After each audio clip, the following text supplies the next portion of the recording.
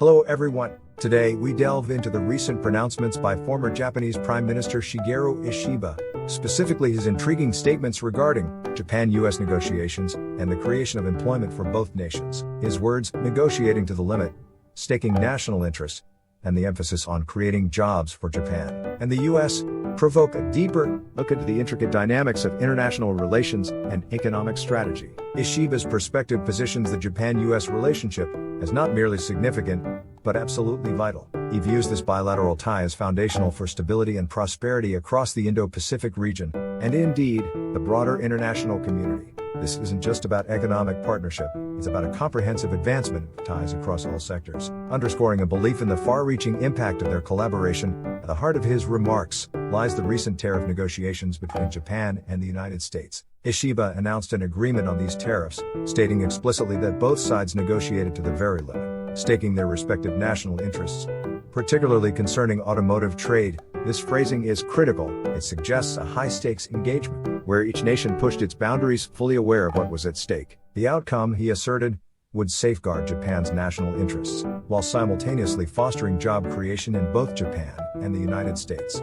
Furthermore, he articulated that these results would empower both nations to fulfill their global responsibilities effectively. Consider the implications of this. When a leader speaks of staking national interest, it conveys the immense pressure and strategic calculation involved. It's not a casual back and forth, it's a profound commitment to securing the best possible outcome for one's own people, even as they seek mutually beneficial ground. This leads us to question, what exactly does it mean to negotiate to the limit? Does it imply an adversarial stance, or a determined pursuit of a win-win scenario, albeit through rigorous engagement? Ishiba's commitment to strengthening ties with the U.S. extends beyond economic talks. He has expressed readiness to communicate with the U.S. president, whether through calls or face-to-face meetings, whenever necessary. This constant line of communication is essential for maintaining a robust relationship. He stressed the importance of solidifying the Japan-US bond and further developing the trilateral relationship involving South Korea, particularly for sustained cooperation on critical issues like North Korea's nuclear and missile programs. This highlights the multifaceted nature of their alliance. Extending into regional security and stability, let's delve into the nuances of his past positions. Ishiba was once a vocal critic of former U.S. President Trump's tariff measures, famously calling them not just simple negotiations, but a battle for national operation.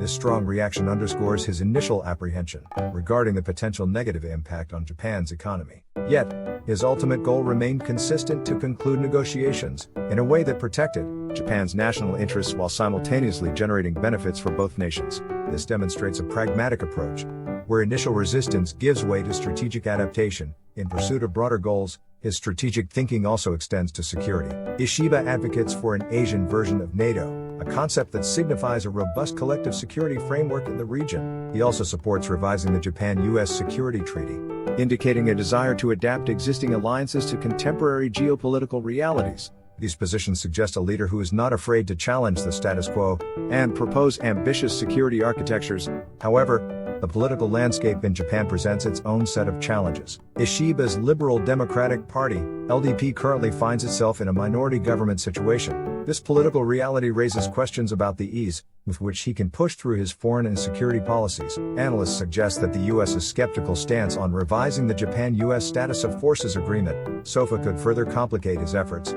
This prompts us to consider how much leverage can a leader truly exert when facing domestic political constraints and potential resistance from a key ally on sensitive agreements.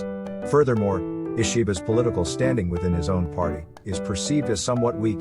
This internal dynamic could potentially limit his ability to execute his policy agenda effectively. A leader's domestic political capital often plays a significant role in their capacity to conduct foreign policy. Does a weaker party base translate into a more cautious approach to international relations, or does it necessitate an even bolder stance to consolidate support? On a different note, Ishiba has previously made encouraging remarks regarding Japan's responsibility to apologize for past historical issues with South Korea. This stance has generated positive expectations for improving Japan-South Korea relations. This raises a crucial point: how do historical perspectives and a willingness to confront them influence a nation's diplomatic trajectory and its ability to forge stronger regional ties? In essence, Ishiba's statements paint a picture of a leader deeply committed to Japan's national interest yet keenly aware of the interconnectedness of global economies and security. His emphasis on negotiating to the limit suggests a strategic resolve, while his focus on job creation for Japan and the U.S. highlights a practical,